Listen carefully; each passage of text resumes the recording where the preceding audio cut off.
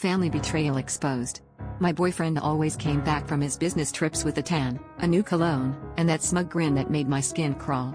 I told myself I was being paranoid, but the way my mother's eyes lingered on him during family dinners said otherwise.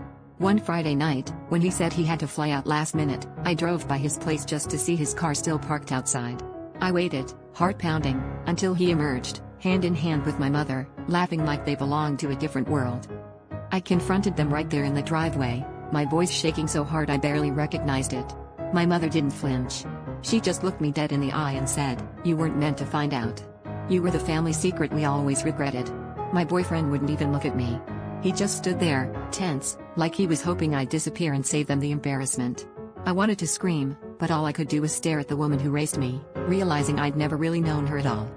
She told me she'd never loved my father, that I was the result of one mistake after another, and that she and my boyfriend had found something real together. They didn't bother to deny anything, they almost seemed relieved. The worst part was seeing how easily they fit together, how my entire world had been a setup for their twisted romance. My life started to unravel, not because they'd cheated, but because they didn't care who got hurt along the way. The next morning, my mother called to say she hoped I'd understand someday. I realized I'd spent my whole life trying to earn her love, and she'd been saving it for herself the entire time. The real betrayal wasn't just between the sheets, it was years of pretending I belonged.